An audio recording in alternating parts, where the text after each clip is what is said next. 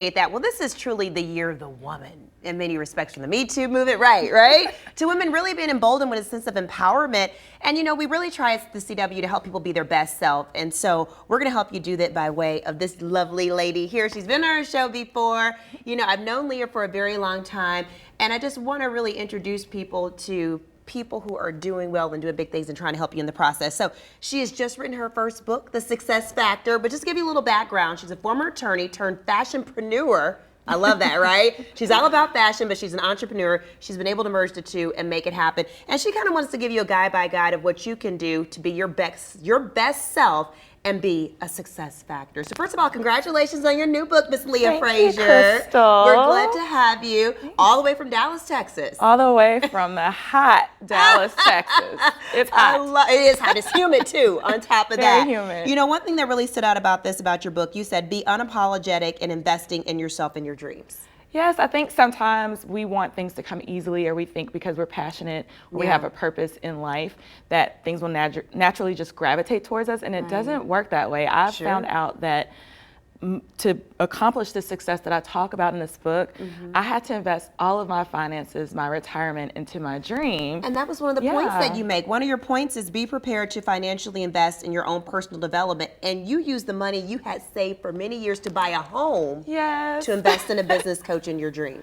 I did, and you know, it was a huge financial investment. I gave up my dream home, but my business coach, that money, when we put it into her, she taught me how to make it back within 30 days. Isn't that something? So I made it back in 30 days. Wow. But I didn't get the house, but I got to leave my career as an attorney, and now I'm doing what I love. And see, now you can buy 2 or 3 houses at some point, right? With what's to come. We'll just speak it into existence. I like to say. That's fantastic. Another point that you made that I really like this is be prepared to financially invest in the appropriate setup for your small business. So that's everything from what? From your website, you know, get a great developer. I'm actually rebranding mine right now.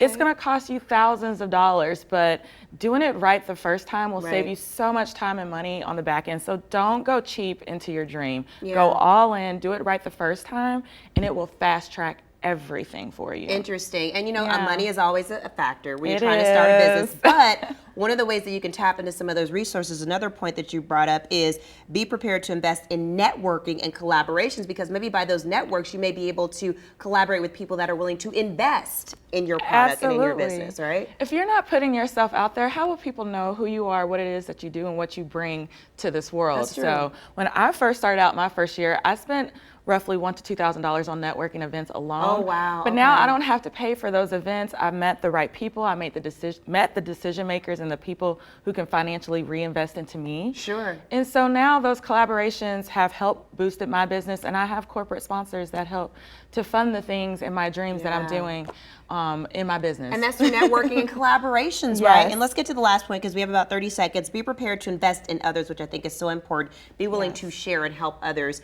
based upon what you've been given and what you've learned. Yes, we had this conversation yesterday, girl power. Yeah. But when someone invests in you, take that gift and invest into somebody else. So important. The greatest joy that I have in my business is when I'm able to pour into others. And when I'm doing it from a genuine, authentic place, I see blessings pour back to me tenfold. It's so just true. by teaching people what I've learned in those failures so that they can succeed. There you go. It's called The Success Factor. Those are the 4 points. Also, the book, it's a great one to check out. Where can they find it really quickly before we wrap? LeahFrazier.com under the Success Factor. There you go.